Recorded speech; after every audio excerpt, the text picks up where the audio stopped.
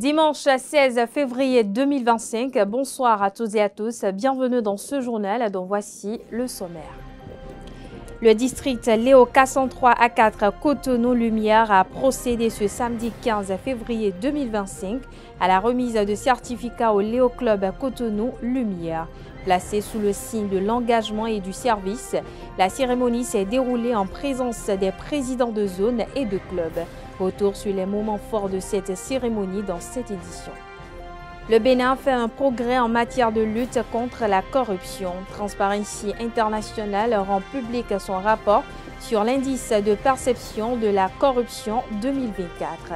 Le Bénin est classé 69e au plan mondial sur 180 pays et se positionne 7e en Afrique. Des précisions dans ce journal. Retour de la Ligue professionnelle de football saison 2024-2025.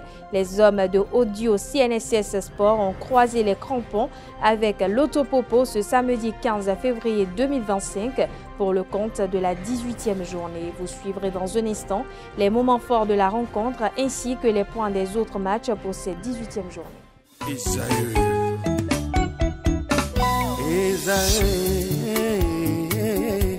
Vous recherchez une école de référence pour une double formation universitaire et professionnelle de qualité? Voici l'opportunité à ne pas rater. L'École supérieure d'administration, d'économie, de journalisme et des métiers de l'audiovisuel ESAE vous offre des programmes d'enseignement en licence et en master orientés vers l'emploi qui font d'elle une référence à travers les filières de l'administration générale et territoriale, l'administration du travail et de la sécurité sociale, droit, diplomatie et relations internationales, administration hospitalière, universitaire et intendance, journalisme et métiers de l'audiovisuel et toutes les filières des sciences de gestion. Une seule adresse, www.esae.bj. Rendez-vous dès maintenant sur nos campus ESAE Bedjromende au numéro 90 93 65 21 ou au numéro 98 98 14 00. Paracourt sur le numéro 52 46 12 12. Aboumé-Calavi au numéro 52 88 44 44. Akpata au numéro 52 88 33 33. ESAE, l'excellence à un nom.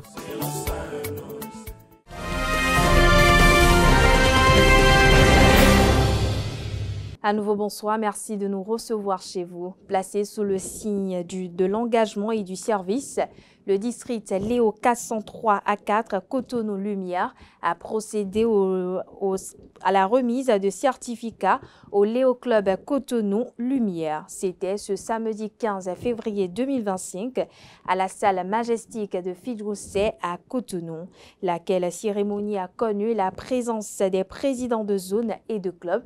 Le point dans ce reportage signé ESAE TV. Actif des commissions et d'autres façons lorsqu'on aura besoin de ma contribution et finalement à cultiver chez moi-même les qualités de bonne humeur, de service et de loyauté qui doivent être les caractéristiques du monde Léo en toutes circonstances. L'association internationale Lions Club s'agrandit. Les Lions et Léo de la zone 11 du district K103 A4 ont célébré l'arrivée d'un nouveau membre dans leur famille. Il s'agit du Léo Club Cotonou-Lumière, une réalisation qui relève du fruit de plusieurs mois de travail acharné. Depuis ma prise de fonction, c'est le premier club Léo qui est né et pour lequel je remets le certificat d'organisation. C'est une grosse fierté et j'espère que nous allons nous soutenir pour que vous puissiez briller comme le nom de votre club l'indique, la lumière. Placé sous le parrainage de l'Alliance Club Cotonou Fraternité, cette consécration des nouveaux Léo vient non seulement apporter de l'eau au moulin du Lions Club International, mais constitue également un nouveau tournant dans l'apprentissage de la culture Léo. Désormais, amis Léo, je vous félicite au nom du gouverneur pour cette belle cérémonie et cette consécration. Enfin, nous y sommes arrivés, ça n'a pas été facile. Je vous demanderai d'avoir cœur à l'ouvrage. Ça ne sera pas tout facile parce que c'est un apprentissage qui commence pour vous Si ce n'est pas facile pour nous, vous imaginez, ça ne sera pas facile pour vous non plus. Dans une atmosphère empreinte de sérénité, les membres du nouveau club parrainé par le Lions Club Cotonou Fraternité ont prêté serment pour s'engager au service de leur communauté. Je voudrais souligner l'importance de la lumière, symbole qui a inspiré le nom de notre club. Cette lumière représente l'espoir, le partage et la transmission des valeurs humaines essentielles. Elle nous guide dans notre mission d'apporter un soutien concret à nos communautés et de former des leaders responsables et éclairés. En ce moment solennel, je nous invite à vivre cette aventure avec passion et détermination, tout en restant fidèles à nos principes. Apprenons à être des vecteurs de changement, à inspirer par notre engagement et à œuvrer ensemble pour un avenir meilleur. Cette remise de certificat est une opportunité pour renforcer les liens entre les clubs et encourager un engagement continu envers le service et la solidarité. De s'arrêter. Quand il sort maintenant, il faut travailler. C'est le moment de travailler. C'est le moment de redoubler d'ardeur. Donc je vous encourage en fait à ne pas relâcher et à continuer par travailler.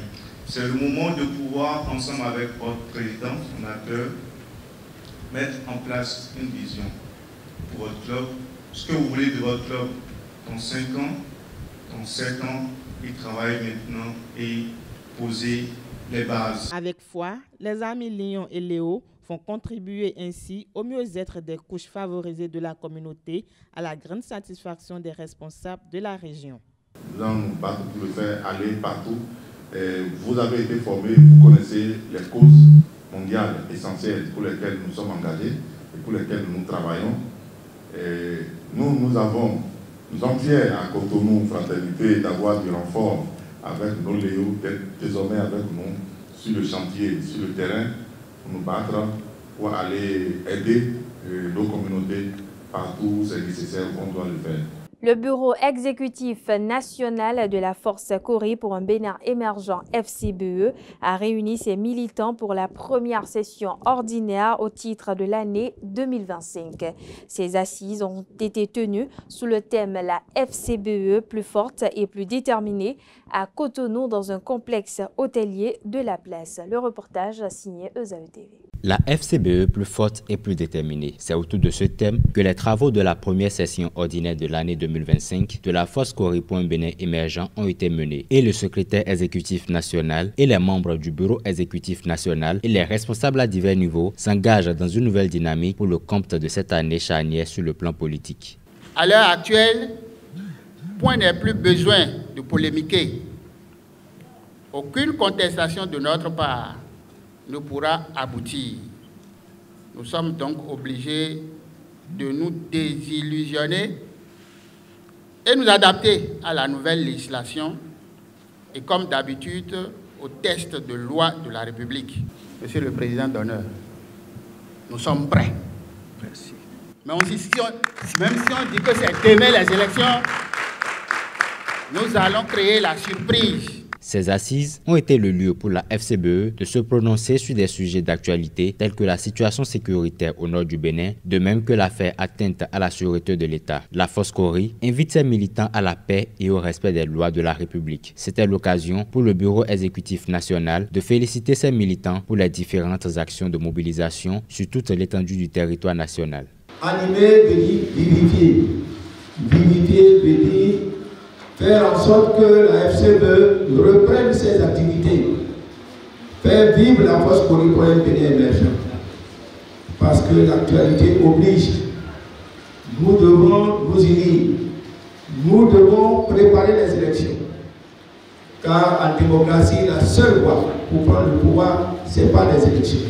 C'est le département du littoral qui a accueilli les militants de la FCBE pour cette première session. L'heure est au bilan et aux mises à jour de part et d'autre. Cette première session de l'année 2025 marque un moment décisif pour notre formation politique. Elle offre l'opportunité de consolider notre unité et d'adopter les stratégies nécessaires pour les défis qui nous attendent dans l'avenir. Lors de cette session ordinaire, le Bureau exécutif national a accueilli de nouveaux membres venus de différents mouvements politiques et organisations. Occasion d'inviter d'autres membres à emboîter le pas de ces nouveaux membres. Quelle que soit notre force et notre détermination, nous restons ouverts à toutes les forces politiques en vue de nouer, si possible, des accords de gouvernance ou de législature. Oui, nous sommes demandeurs de ces accords-là. Cette première session ordinaire de la Force Cori Bénin émergent FCBE intervient quelques jours avant la célébration du 35e anniversaire de la Conférence nationale des forces vives de la nation du Bénin, un tournant décisif de la démocratie. Je l'annonce au sommaire de cette édition. On poursuit cette édition d'ailleurs avec une interrogation. La corruption est-elle toujours reculée au Bénin? Transparency International rend public son rapport sur l'indice de perception de la corruption 2024. À cet effet, le Bénin est classé 69e au rang 69e sur le plan mondial sur 180 pays. Il se positionne ainsi 7e en Afrique à égalité avec la Côte d'Ivoire et le Sénégal. Reportage signé la télévision nationale.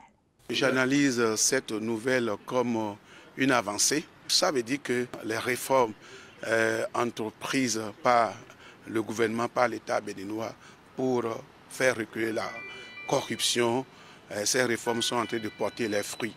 Donc c'est vraiment un résultat à saluer. Les réformes qui permettent de rassurer les différents acteurs qui interviennent dans une économie. Il y a par exemple la numérisation ou la digitalisation. Parce que c'est le contact qui crée la corruption. Quand il n'y a pas de contact entre les acteurs qui interagissent, vous voyez que donc du coup la corruption va reculer. Quand vous prenez la fraude fiscale, aujourd'hui les gens peuvent payer les impôts en ligne, les taxes et autres en ligne. Ce sont des réformes quand même qui ont permis de ne plus mettre en contact les percepteurs et puis donc les contribuables. Autant de réformes qui ont impacté cette évaluation de la corruption par Transparency International. L'indice de perception de la corruption, quand cet indice s'améliore, cela veut dire que le pays est de plus en plus crédible pour traiter avec les partenaires techniques et financiers qui du reste ne supportent pas la corruption. La corruption détruit les relations, détruit la confiance à cause des pots de vin, la fraude, tout ce qui est dessous de table qui ne peuvent pas être évalués mais qui augmentent les coûts des opérations. Et donc, quand l'indice là est à notre avantage, on ne peut que saluer ces résultats du point de vue macroéconomique pour notre pays. Le ministre béninois de la Justice et de la Législation, Yvon Detchenou, a présenté un bilan détaillé des réformes judiciaires menées depuis 2016, marqué par la création de juridictions spécialisées et une modernisation des services. C'était lors de l'émission Réédition de comptes, programme d'action du gouvernement 2021-2026, un entretien télévisé co-animé par les confrères Osias Sounouveau de la télévision nationale et Herbert Wingbo de TVC Bénin. On regarde. Aujourd'hui, tout particulièrement, on a 24 juridictions. On a 4 juridictions spécialisées, un tribunal de commerce, une cour d'appel de commerce, la cour de répression des infractions économiques et du terrorisme et la cour spéciale des affaires foncières qui sont des juridictions spécialisées. Et on a 20 juridictions ordinaires qui sont constituées de 3 cours d'appel et pour le reste de tribunal de première instance. Alors, le besoin latent existant est ce qui a motivé l'adoption et la promulgation de la loi 2001-37 relative à l'organisation judiciaire. Cette loi prévoit un certain nombre de juridictions dont l'installation se fait au fur et à mesure, compte tenu des besoins identifiés dans chaque localité, compte tenu des ressources existantes en termes de personnel, en termes de magistrats, de greffiers et de personnel judiciaire, et compte tenu de la demande qu'on constate sur le terrain par rapport au contentieux. Ça peut être le flux de dossiers existants ou constatés dans une juridiction sur laquelle, pour l'instant, cette localité est orientée. Ça peut être par ailleurs lié à l'existence d'un contentieux ou la constatation d'une, je vais dire, augmentation du contentieux, peut-être pénal, peut-être social, peut-être de droit de propriété foncière dans cette localité. Ça peut être également un désir de faire, en fait, émerger des zones particulières qui sont liées à des politiques d'aménagement du territoire. La 5e édition de Bénin Celebrity Awards s'est déroulée dans la soirée de ce samedi 15 février 2025 à Cotonou. Une initiative de la Fondation Abaké, présidée par Abaké Asongba de Rosa. Cette année, plusieurs anciennes gloires de la musique ont été distinguées. Reportage signé ESAE TV.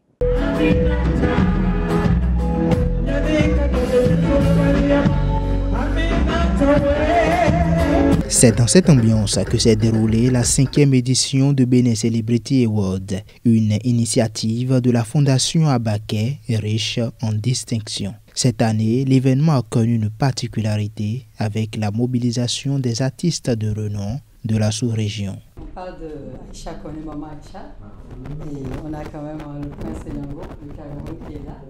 On a M. Ouli qui est béninois et qui vit en Côte d'Ivoire, qui fait des merveilles, et on va le célébrer.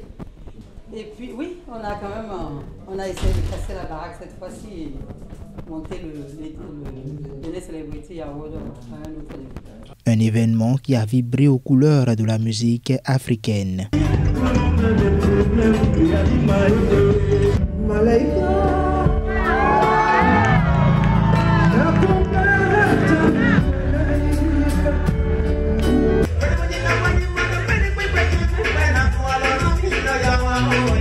Les artistes, après avoir reçu la distinction, ont apprécié et formulé toute leur gratitude à la Fondation Abaké. C'est une très bonne initiative parce que ça permet de récompenser les artistes des années 80, 90 et des années 70. Donc c'est une très belle chose, c'est une très bonne chose, donc je suis très content.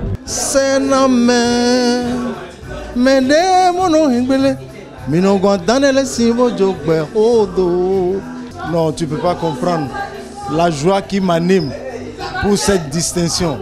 Donc je remercie la Fondation Abaké, spécialement Abaké de Rosa et Sherita. Et puis je souhaite longue vie à cette fondation, vraiment, qui donne le cœur, c'est ça. Félicitations à la Fondation. Une édition qui réunit les plus grandes personnes, notamment Madame Akissi Delta et des sommités aussi bien sûr de la musique africaine, Prince Yango, et puis aussi bien sûr de grosses sommités de la musique béninoise, notamment vous entendez en fond sonore ce qui se passe. C'est une impression de joie. Je voudrais lancer un vibrant appel aux bonnes volontés qui veulent vraiment essuyer les larmes de ces travailleurs du Bénin et d'ailleurs, de s'efforcer d'emboîter le pas de ce projet que moi je viens de découvrir parce que c'est une naissance à moi. Ainsi se clôture l'édition 2025 de Bénin Celebrity Awards. Pour rappel, la Fondation Abaké, présidée par Abaké Asongba de Rosa, œuvre également dans le domaine social. On poursuit cette édition. Le président de l'Alliance Uroko, Bertin Korovi, a entrepris un catéchisme pour la poursuite du magistère Talon. Malgré le refus du président Patrice Talon pour un 3e mandat, la dynamique Talon continue. À cet effet, Bertin Korovi a rencontré la presse à Cotonou sous le thème démocratie, alternance et développement. Quelle voie pour le Bénin? Bertin Korovi dit être porteur d'un message des populations de l'Alibori au président Patrice Talon, des propos recueillis par la télévision nationale. J'ai échangé avec les populations de l'Alibori qui m'ont fait part de leurs préoccupations et de leur engagement pour l'avenir du Bénin. Dans Patrice Talon, elles sont prêtes à descendre à la Cour constitutionnelle pour exiger qu'il continue de diriger et de construire le Bénin après 2026. Et ce, pour au moins 10 ans encore. Le peuple béninois reconnaît l'impact des réformes et des transformations engagées sous son leadership, le leadership de Patrice Talon. Les citoyens veulent la continuité, la stabilité, le développement durable, plutôt que des changements brusques qui pourraient compromettre les acquis obtenus. En Afrique, nous avons souvent adopté l'alternance comme un dogme absolu, sans nous poser la question de l'impact de cette alternance sur le développement.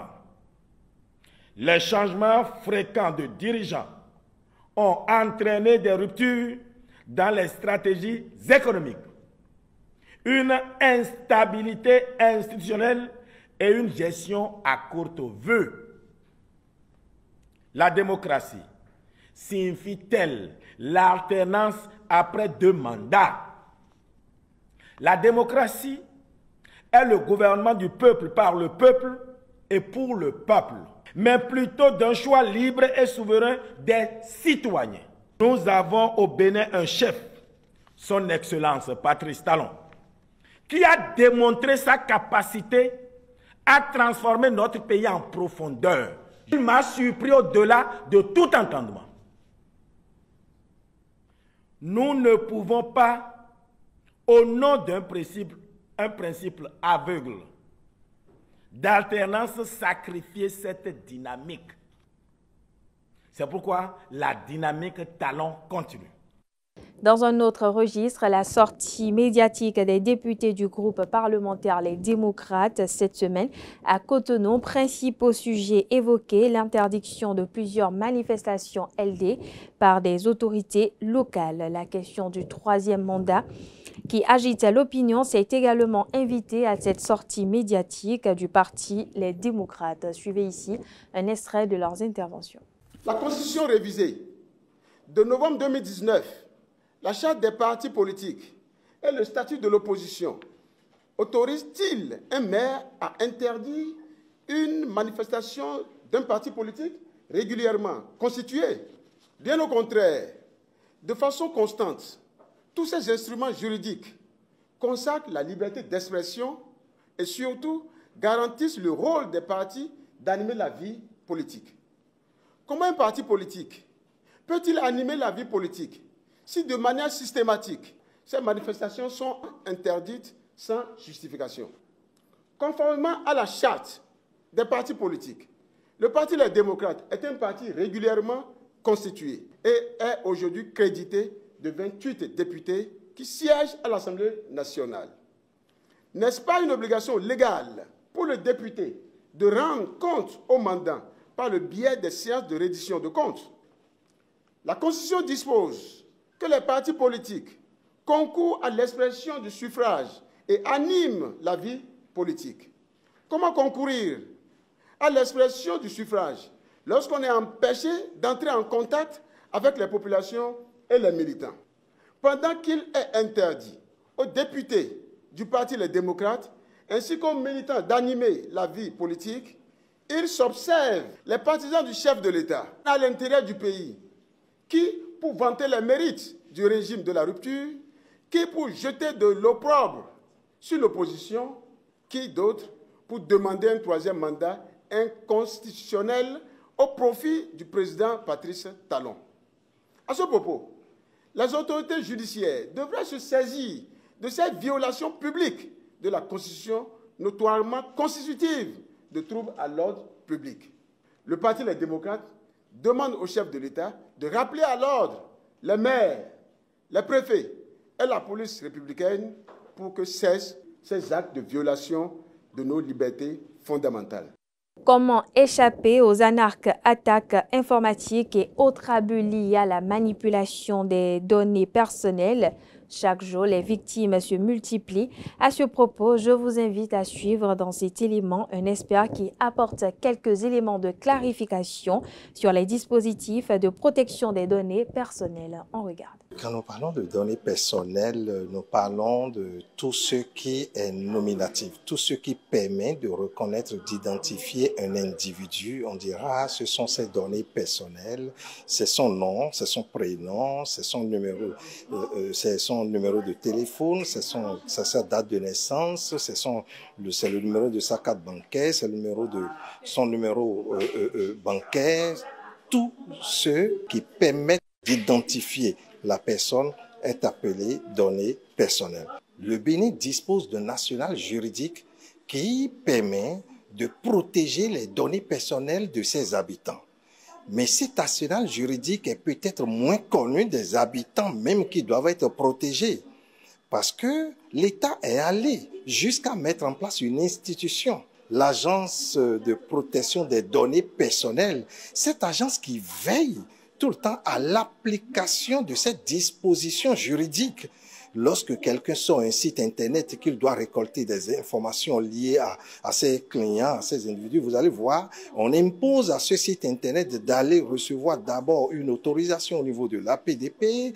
Lorsque quelqu'un vient, vous allez voir, l'APDP organise aujourd'hui des formes qui permettent de collecter les données personnelles, enfin une partie des données personnelles qui les protège et qui à tout moment aussi fait des sensibilisations. Le ministère du numérique aussi œuvre à la protection. Donc nous avons l'arsenal juridique et nous avons les institutions qui sont mises en place qui contribuent à la protection des données personnelles. Mais les données personnelles, au-delà des institutions, au-delà même de l'arsenal juridique, les données personnelles, la première personne qui doit protéger ces données, c'est d'abord l'individu parce que c'est lui qui les met à disposition du tiers. Le Club des planificateurs économètres CPE a officiellement lancé ses activités au titre de l'année 2025 par son nouveau projet, le Grand Invité de l'Éco. Ferdinand Huejo, président du CPE, explique la genèse et les objectifs de ce projet. Suivez un extrait de ses propos au micro de EZAE TV. Aujourd'hui, c'est le lancement officiel du premier numéro de notre initiative 2025 intitulé « Le Grand Invité de l'Éco ». Pourquoi le Grand Invité de l'Éco? C'est une initiative que nous avons formulée sur la base d'un diagnostic.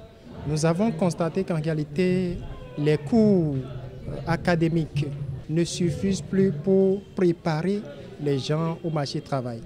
Et du coup, nous avons décidé d'inviter de façon mensuelle des experts de haut niveau, de haut vol, qui ont 40 années d'expérience, qui ont 30 années d'expérience, qui ont des expertises dans plusieurs domaines, venir non seulement partager leur expérience avec les participants, les étudiants, les professionnels, mais également discuter autour d'une thématique que nous avons retenue en réalité en fonction de la préparation de chaque numéro.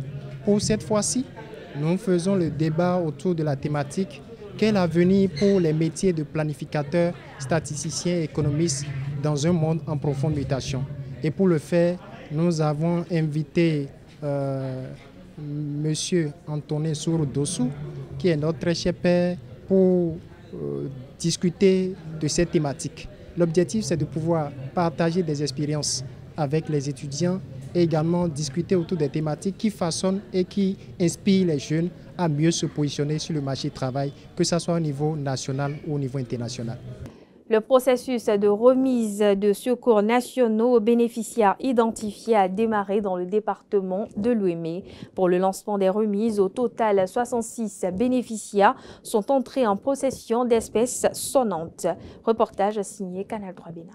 131 personnes indigentes, 24 personnes âgées et 11 personnes vivant avec le handicap des communes d'Adiara et d'Avrancourt à recevoir en espèces sonnantes et trébuchantes les secours nationaux au titre de l'année 2024.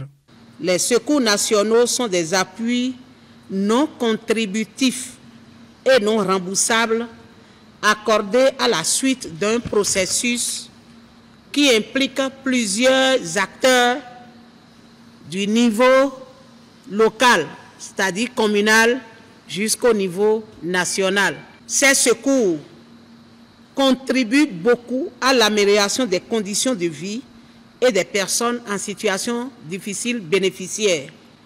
Au terme du processus, pour le compte de l'année 2024, 357 bénéficiaires ont été retenus pour être appuyés dans le département de l'Ouémé, soit 166 personnes indigentes, 134 personnes âgées et 58 personnes handicapées pour un montant global de 24 640 000 francs contre 17 600 000 francs CFA en 2020. Dans le rang des bénéficiaires, les mots étaient au remerciement. Je remercie aussi notre très cher président. Merci pour tout ce qu'il fait pour nous, les personnes handicapées et personnes en situation difficile.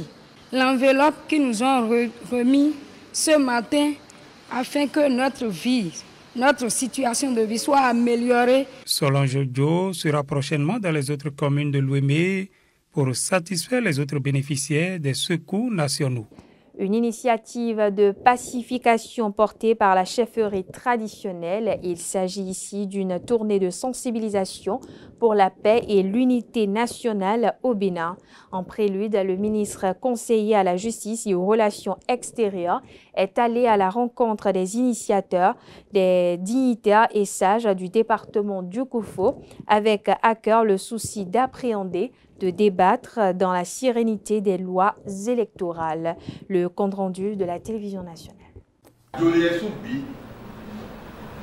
Au fait, le Bénin est un et indivisible. Aujourd'hui, ils sont en train d'utiliser le code électoral pour entraîner la jeunesse dans une rébellion, dans un incivisme qui ne dit pas son nom. Ils estiment que, en l'état, le code électoral est chrysogène et que si on va aux élections avec ce code, il y a des possibilités qu'il y ait des affrontements. Et ils tablent sur deux aspects. Le parrainage est une mesure exclusive, que les 20% sont taillés sur mesure. Alors, si vous avez des répondants, des élus qui proviennent de plusieurs départements, ça prouve que votre parti politique a une envergure nationale. Il n'est même pas question de 20% de ceux qui sont en âge de voter, ni de 20% de ceux qui détiennent les cartes d'électeurs. C'est 20% de ceux qui ont exprimé valablement leur suffrage. Nous avons voulu d'abord nous entretenir avec les dépositaires du patrimoine culturel. Ils ont pris des engagements fermes à nous accompagner dans la recherche de la paix et de la quiétude, surtout en période électorale. Lorsque vous vous mettez au travers de la loi, vous serez sanctionné. Donc il n'est pas question qu'on aille aux élections avec des troubles. Des infrastructures marchandes modernes bordent désormais les rues à travers le Bénin. Le contraste est saisissant avec de vieux espaces marchands. L'impact économique aussi est au bout de la construction de ces nouveaux marchés modernes en bonifie la perspective. Reportage signé la télévision nationale. Système d'échange où se confrontent l'offre et la demande, le marché, plateforme par excellence du commerce, est connu pour contribuer à la réduction de la pauvreté. Au Bénin, le secteur bénéficie depuis peu d'une attention particulière à travers la construction de marchés de type moderne conformes aux normes internationales. Nous étions au bord de la rue, mais aujourd'hui maintenant, on peut se vanter d'être dans un local idéal pour mieux exercer notre métier. On était dans un bas-fond, ça n'a pas été du tout facile. La marche a été très longue, mais aujourd'hui, nous disons merci au chef d'État, nous disons merci à tous ceux qui ont collaboré. Nous avons débuté l'ouverture avec le marché de Kadjaon, lequel marché comporte 50 places. Lorsque nous avons fini d'ouvrir le marché de Kadjaon, nous sommes allés sur d'autres sites et en fin décembre 2024, nous avons réussi avec l'effort de chacun de nous, de la population et des marchands. La mise en place de ces nouveaux marchés peut également se révéler être une opportunité pour l'économie locale. L'aspect attractif et sécurisé peut... Ça permet également aux gens de capter d'autres personnes qui vont chercher désormais à occuper des places dans ces marchés-là respectifs pour que la production locale soit vraiment relancée. Vous comprenez avec moi que c'est l'économie béninoise qui va gagner en entièreté parce qu'on va relancer l'économie à court terme à travers la consommation parce qu'autant que nous allons dans les marchés et nous consommons. Et ce n'est qu'à travers la consommation que nous pouvons relancer l'économie à court terme. L'occupation des stands n'étant pour l'heure soumis à aucun frais, il n'en demeure pas moins que les marchands pourront participer à l'entretien une fois un prix fixé. Ce n'est pas une vision business, c'est une vision accompagnement, d'accord, assistance pour que nous puissions vraiment avoir des marchés modernes à des standards sur le plan international, pouvant nous permettre alors de dire, bon, on a relevé le niveau quand même de nos marchés. les bonnes dames même savent qu'elles ne peuvent pas occuper l'espace de façon gratuite, de façon éternelle. Ça doit venir forcément à un moment donné que vous allez contribuer un tout petit peu à couvrir parce qu'il y a aussi des charges. Je pense que le moment venu, ce n'est pas quelque chose qui va dépasser les marchands. Ils savent de toutes les façons que même si c'est des infrastructures marchandes qui sont mises en exploitation, sont des sites sociaux, donc mis à la disposition de la population, il n'en demeure pas moins que les marchands participent un peu à la chose en soutenant l'activité, en soutenant ce qui se fait. L'accent a également été mis sur la grande capacité d'accueil des espaces. A fait construire les marchés avec de très grandes capacités. Aujourd'hui, lorsque nous avons fini d'installer les marchands, nous avons laissé des places, beaucoup de places, je dirais, dans les marchés.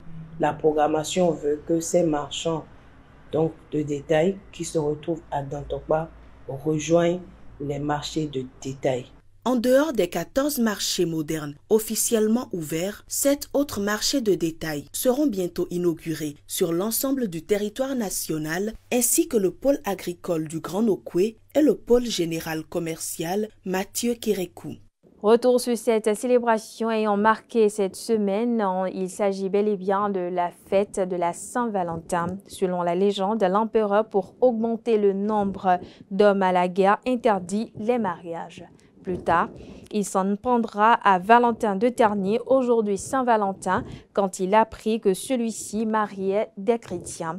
Dans l'élément à suivre, Anissé Yanvi, prêtre de l'Église catholique et directeur de la cellule de communication de la conférence épiscopale du Bénin, retrace les origines de cette célébration. Suivez un extrait de ses propos au micro de ESAE TV. Tout remonte à la civilisation romaine. À l'époque, tous les hommes devraient aller au front pour le combat. C'était dans un contexte de guerre. Et donc, afin de permettre à tous les hommes, afin de les motiver d'aller au combat, l'empereur Claudius II avait interdit formellement le mariage dans tout l'Empire romain. Ce qui est quand même en griffe anormal. Alors, le prêtre Valentin, qui continuait donc d'accompagner des fiancés au mariage, réussissait à célébrer des alliances, mais clandestinement. Donc, il bénissait, lui, il a continué, malgré l'interdiction de l'empereur, il a continué à bénir les mariages. Et lorsque l'empereur s'en est rendu compte, ce prêtre a été emprisonné et il va finir par mourir martyr. Le pape de cette époque-là a donc fait de lui le saint patron des amoureux pour tout le zèle missionnaire qu'il avait vis-à-vis des amoureux jusqu'au martyr. Et donc, vu qu'il a été fait martyr un 14 février, chaque année, à cette date du 14 février, ce saint patron des amoureux est célébré et on célèbre également la fête de l'amour. Généralement fêtée le 14 février de chaque année, la Saint-Valentin est considérée dans de nombreux pays comme la fête des amoureux. Commémorée sous ses différentes formes de célébration, elle impacte aujourd'hui l'économie et fait naître un marché saisonnier bénéfique pour divers acteurs. Dans le même registre, quelques étudiants ont livré leur compréhension de cette fête de l'amour, la Saint-Valentin. Suivez un extrait de leurs propos au micro de ESAE TV. ESAE, une belle école dans laquelle je me trouve. Il y a du journalisme, de l'administration. Ça signifie beaucoup de choses, beaucoup de choses. Pour moi, c'est très important de célébrer son amour pour quelqu'un, de lui offrir de cadeaux, tout et tout. Puis, qu'est-ce que je peux dire? En tout cas, vivez l'amour, parce que c'est très beau. Quand il y a l'amour, oh Seigneur. C'est une très belle fête. C'est une fête qui permet de démontrer à son partenaire comment est-ce qu'on ressent l'amour sous toutes ses facettes. L'amour érotique, l'amour passion, l'amour fraternel. Bon, voilà, c'est l'amour grandeur nature. C'est une fête pour ceux qui se sont déjà mariés ou bien des jeunes qui sont ensemble, qui vivent une vie amoureuse. Voilà. C'est une journée spéciale pour eux de se réconcilier, de se pardonner. La Saint-Valentin, pour moi, c'est la fête des amoureux. Pas seulement ceux qui sont mariés, mais la fête des amoureux, ceux qui s'aiment, qu'on soit en couple ou pas. Ça dépend de chacun. Ça dépend de la conception, de comment est-ce qu'il vit l'amour au quotidien avec son partenaire. Moi, je pense que personnellement, on n'a pas besoin d'attendre le 14 février avant d'offrir un cadeau à madame ou à monsieur. Mais quoi qu'il en soit, comme c'est un jour spécial, oui, on peut faire un cadeau pour marquer le coup. Non, bon, on n'est pas obligé de s'offrir des cadeaux le jour de la Saint-Valentin, parce qu'on peut le faire tous les jours. Même si je ne reçois pas de cadeau aujourd'hui, c'est pas grave. Si aujourd'hui je reçois un cadeau de la part de n'importe qui, je le reçois avec plaisir, que ce soit de mon copain ou d'une autre personne. Si on m'offre un cadeau aujourd'hui, j'accepterai en fonction de la personne qui m'offre le cadeau. Parce que je ne peux pas me permettre d'accepter tous les cadeaux. Accepter le cadeau de quelqu'un, c'est être en quelque sorte redevable envers la personne. Donc si je me permets de tout prendre, c'est un peu comme si je dis oui à tout. Si c'est qu'elle exige, je suis obligé de le faire, bon, pour lui prouver que je l'aime. Sinon, bon, c'est parce qu'elle exige, c'est pourquoi je le fais. Sinon, pour moi, c'est tous les jours, je lui donne des cadeaux et tout. C'est un peu ça. C'est pas un jour, quand on dit 14 février, là, c'est pas forcément un jour où on doit célébrer l'amour. On peut célébrer l'amour le 15, le 20 mars, si on veut. On peut célébrer l'amour tous les jours. Mais pour dire vrai, Saint-Valentin même là, c'est pas un jour où il faut vraiment se lever et dire voilà, c'est la fête de l'amour, je te donne un cadeau, je te fais ça. Je pense au Valentin dont il est question et à la façon dont il a été décapité pour avoir désobéi à l'empereur en célébrant les mariages, bien que l'empereur le lui interdise. Je pense d'abord à ça et ça me donne un peu de tristesse au cœur, mais je ne fête pas la Saint-Valentin. La Saint-Valentin, quand on veut célébrer réellement l'amour pour commémorer Valentin avec tout ce qu'il a pu faire de bien, il faut plutôt le faire dans un couple. Je trouve que c'est une fête réservée au couple parce que eux, ils peuvent mieux en savoir sur ce qu'est réellement l'amour. Parce qu'aujourd'hui, la jeunesse a pris la fête de Saint-Valentin comme je ne sais pas quoi. Et c'est devenu carrément la dépravation des mœurs. Bébé, je t'aime. Oh, oh, oh. Mon amour, je t'aime. Oh, oh, oh. Je te pardonne pour tout ce que tu m'as fait. Oh, oh, oh. Bébé, je t'aime. J'espère qu'un jour on va se marier. C'est également la journée des déceptions amoureuses. Pourquoi ? Parce que la fille va exiger des cadeaux. Le garçon peut ne pas être à la hauteur de ça, ou le garçon peut être comme moi. L'homme, je veux dire, peut être comme moi, ne célébrant pas Saint-Valentin en tant que jeune.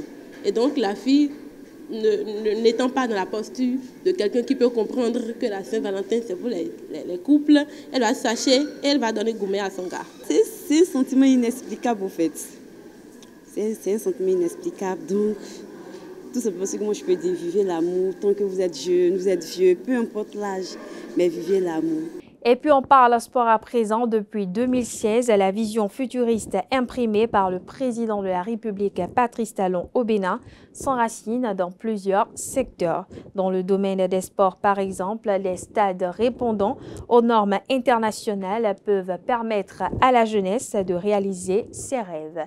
Dans l'élément à suivre, on vous emmène à la découverte de quelques-uns reportages. Des pelouses couvertes de gazon synthétique, des lignes bien tracées, une infrastructure qui révèle tout simplement le génie béninois.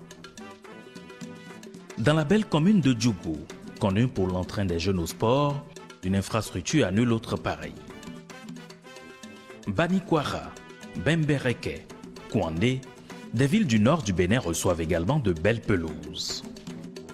Dans cette commune qui fait frontière avec le Niger, la ville de Malanville peut désormais se réjouir d'abriter aussi un stade omnisport qui va voir défiler sur ces installations construites, selon les normes internationales, des jeunes très enthousiastes. Que dire alors de Niki ou encore de la belle ville touristique de Tanguieta qui nous offre un si beau paysage couvert de collines? D'une cité historique à une autre, la belle et historique ville d'Abomey reçoit en plein cœur un joyau très apprécié. À quelques kilomètres, Kové, la terre de Zéché, déjà auréolée d'infrastructures routières comme cette belle voie bien tracée traversant Banamé, reçoit aussi un stade aux normes internationales. Tofo, Savalou et Ouessé peuvent aussi se réjouir et jubiler. Les stades d'Aplahoué, de Commun, de Djakotomé, de Dobo et de Grand Popo vont abriter désormais des compétitions. Adjoum, Avran, Kouketou, Ouida et Pobé reçoivent aussi des aires de jeu si bien construites. Le drapeau béninois va davantage flotter au cours des grands rendez-vous sportifs internationaux. Aujourd'hui, les gens ne peuvent pas voir l'importance de ce que le chef de l'État a fait. Ça fait grandir la commune et ça nous permet de développer plusieurs activités sportives. La Fédération béninoise de football a initié plusieurs projets pour rehausser le niveau du football féminin au Bénin. Parmi ces projets figure la construction du centre de formation de football féminin de Lokossa. Au détour d'un entretien, Marcelin Bokové, membre du comité exécutif de la Fédération béninoise de football et président de l'ASVO, a levé un coin de voile sur l'évolution des travaux de ce projet. Suivez un extrait de ses propos au micro de ESAE TV. C'est un projet important pour la Fédération béninoise de football, important pour son président, important aussi pour le gouvernement du Bénin, parce que, vous savez, sur ce centre, la Fédération et le gouvernement se sont donné la main pour contribuer au financement de ces infrastructures. C'est un chantier qui a été lancé il y a quelques mois. Les entreprises donc ont été sélectionnées. Les travaux ont démarré depuis environ 3 mois.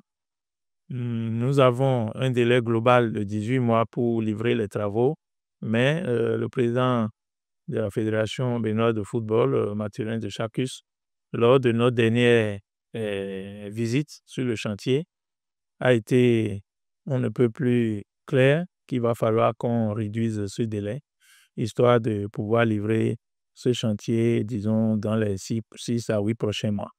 Donc, c'est sur cette lancée que nous sommes et nous mettons le paquet pour que ce joyau qui est mis en chantier, que ça puisse être vraiment opérationnel disons, avant la fin de l'année 2025. C'est un objectif et le gouvernement est pleinement engagé dans cet objectif, de même que la fédération. Et donc, comme je dis, on se donne la main pour que fin 2025, que ce centre soit véritablement fonctionnel.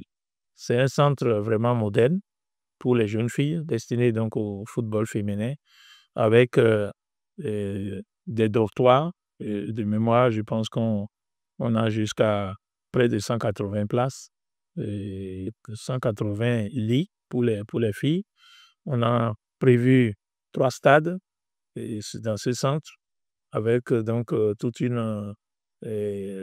les bâtiments connexes qui vont avec, à savoir l'administration, les vestiaires, la buanderie et tout ce qui va avec un centre de ce niveau. En tout cas, ça va être une véritable chef-d'œuvre que la fédération et le gouvernement sont en train de mettre sur pied à Lokossa. Et ce sera pour le bien du football béninois, du football féminin en particulier, où là aussi, nous sommes appelés à faire des résultats intéressants qui vont, disons, rendre fier le peuple béninois. Le Comité national olympique et sportif béninois CNOSBEN a renouvelé ses instances le samedi 8 février 2025 avec la réélection du président Julien Minavoa. Les délégués l'ont plébiscité avec 28 voix sur 29, avec une équipe légèrement remaniée. Reportage signé ESAE TV. Je voudrais, avec votre permission, déclarer solennellement installer le bureau élu ce jour, samedi 8 février 2025. Une nouvelle Olympiade pour Julien Minavoa à la présidence du Comité national olympique et sportif béninois, CNOSBN. Les acteurs du mouvement sportif béninois lui ont renouvelé leur confiance pour un 4e mandat. Rien n'était gagné à l'avance. Rien n'était gagné à l'avance. Ensuite, la satisfaction est totale dans la mesure où j'ai été reconduit, d'accord, mais j'ai été surtout reconduit avec l'équipe de mon choix.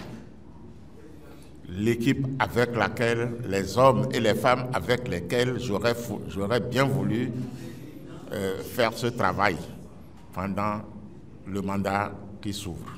Au sein du nouvel exécutif, seul Aurélien Routondi, au poste de vice-président, et Anissé Glito, en qualité de membre, font leur entrée. Léa Guillaume, quant à elle, passe de la vice-présidence à la trésorerie adjointe. Une équipe d'expérience qui va, pendant l'Olympiade 2025-2028, travailler à encourager davantage la bonne gestion des fédérations sportives. Le chantier le plus important pour le mandat actuel du Comité national olympique, c'est la bonne gouvernance.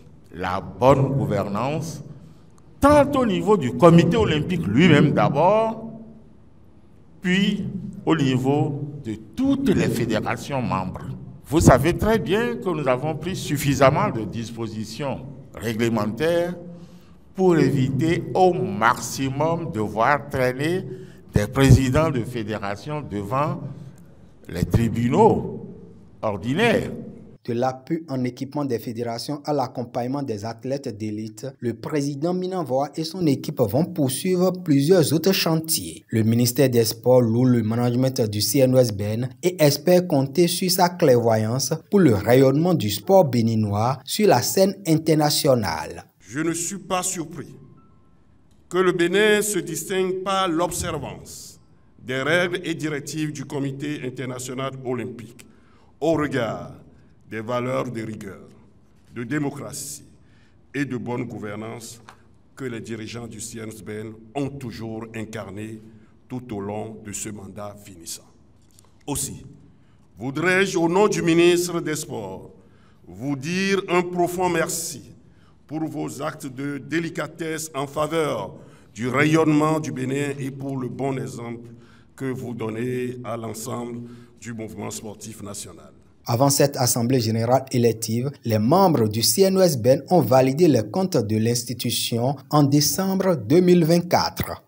Dans le même registre, en marge de l'Assemblée générale élective, Julien Minavoa, le patron du mouvement sportif béninois, a levé des équivoques autour de certains sujets qui ont alimenté l'opinion ces dernières semaines. Le président réélu a clarifié d'abord la question liée au choix du mois de février pour le renouvellement du bureau exécutif du CNOSBN. Suivez plutôt. Pourquoi l'Assemblée générale élective du Comité olympique au mois de février? Ça ne s'est jamais passé, c'est normal que vous posiez ces questions. Sachez que les exigences dans le mouvement sportif international remontent toutes ou s'accrochent toutes aux dispositions de la charte olympique. La charte olympique exige que tous les comités nationaux olympiques s'organisent pour renouveler leur équipe le premier trimestre de l'année qui intervient après les Jeux olympiques. Le Comité national olympique et sportif béninois s'est donné l'habitude et de manière statutaire de rendre compte de sa gestion à la fin de chaque année au lieu d'attendre la fin d'un mandat. La fin d'un mandat, c'est 4 années. Vous imaginez le cumul qui interviendrait si on doit attendre 4 années pour rendre compte de sa gestion à ces mandats. Nous, nos statuts au niveau du Comité national olympique prescrivent que, un peu comme dans notre pays, c'était le 6 avril que chaque président élu devrait être investi au niveau du Comité national olympique et sportif béninois, c'est la date du 20 mars qui marque la fin d'un mandat. C'est-à-dire, le 20 mars prochain, la nouvelle équipe doit se mettre en place, doit commencer à jouer ses fonctions en tant que nouveau bureau exécutif mis en place. Cette année 2025 est une année charnière où on verra le renouvellement non seulement de l'Association des comités nationaux olympiques d'Afrique, on verra également le renouvellement à la tête du Comité international olympique. L'Association des comités nationaux olympiques d'Afrique renouvelle son mandat pour le mois de mars parce que la session du CIO qui va renouveler la tête du CIO est prévue pour le mois de mai. Du coup, les comités nationaux olympiques d'Afrique qui tiennent à se présenter à l'Assemblée générale de l'ACNOA avec un mandat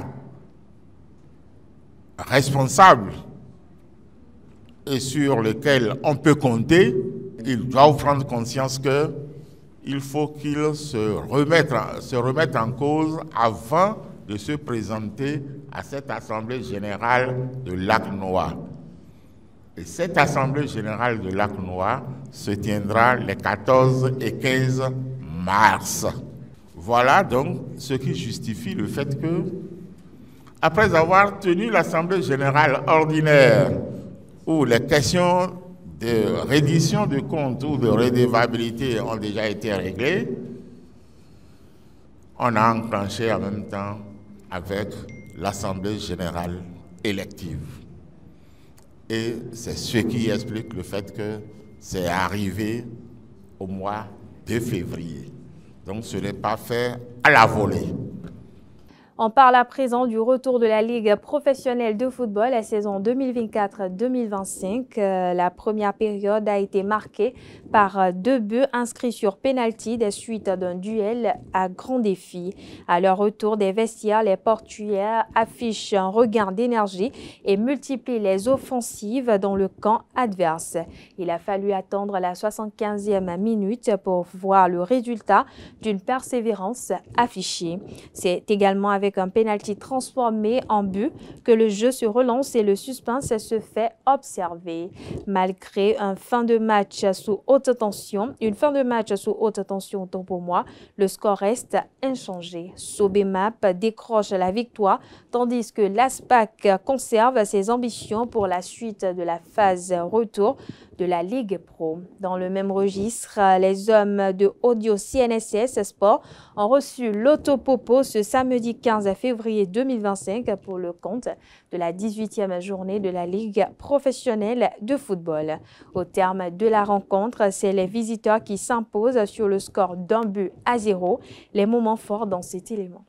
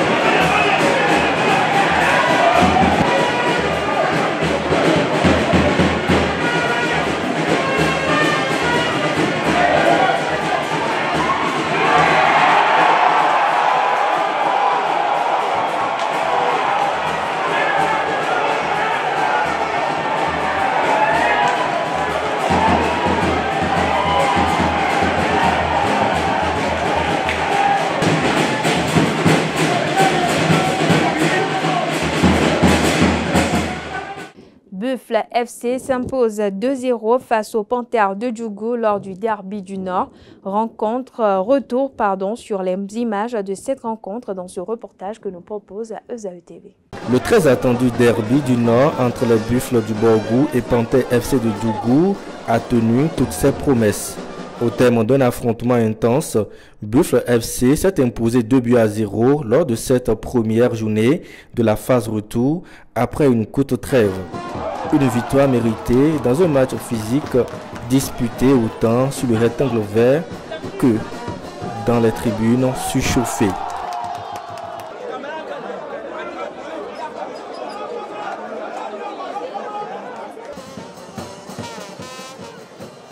Du côté des Panthères, ce début de phase retour est difficile, mais la mission commando confiée au nouvel entraîneur des Buffles du Borgou démarre avec une victoire encourageante. Il devra désormais enchaîner les performances pour rectifier les erreurs de la phase aller. Oui, c'est vrai que c'est une mission compliquée qu'on nous a, mais on va réussir cette mission comme je le dis. On a un effectif quand même de qualité, c'est à nous de tirer un peu le meilleur de cet effectif-là déjà. Et surtout, comme vous l'avez dit, une mission commando, il faut gagner les matchs, quelle que soit, disons, la manière. C'est vrai que ce soir, je pense que dans le contenu, Panthère a été un peu meilleur que nous dans le contenu, dans la tenue du ballon. Mais je pense que si on gagne tous les matchs comme ça, on est pour on va les prendre. Aujourd'hui, c'est les points qui sont importants. Je pense que si on gagne chaque match comme ça, on est pour même si on est un peu exigeant avec les joueurs, qu'on doit être encore mieux dans la tenue du ballon, dans le contrôle du jeu, surtout dans le contenu du match. Vraiment, je n'ai pas tellement apprécié effectivement qu'on a perdu, donc, comme vous le savez. Et bon, je vais dire, j'ai 3 titulaires qui ne sont pas là. Peut-être que ça aussi, ça doit jouer. Vous connaissez notre capitaine, n'est pas là à bout. Et le latéral droit, qui est notre chouchou, n'est pas là. En plus, le stopper.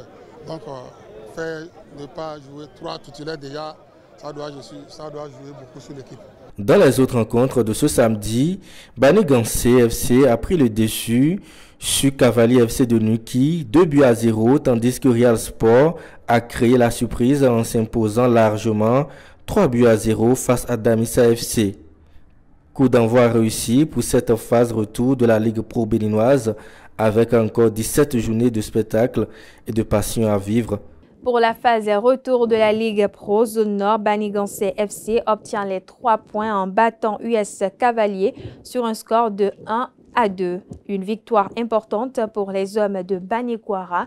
Suivez les impressions du président de Banigansé FC et de son entraîneur d'après-match au micro de ESAE TV. Déjà, moi je crois que revenir au score, après avoir été mené à la 4e minute déjà, et aggravé, et maintenant faire le dos rond, laisser le ballon à l'adversaire et subir le jeu sur environ 70 minutes.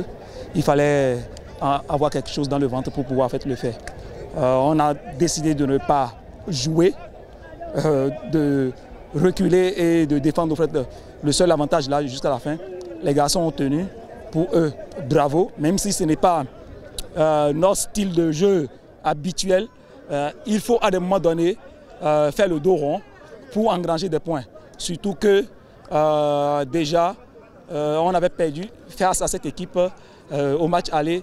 Il fallait quand même faire de sorte à équilibrer les choses. Ça veut dire que pour autant on n'a pas gagné.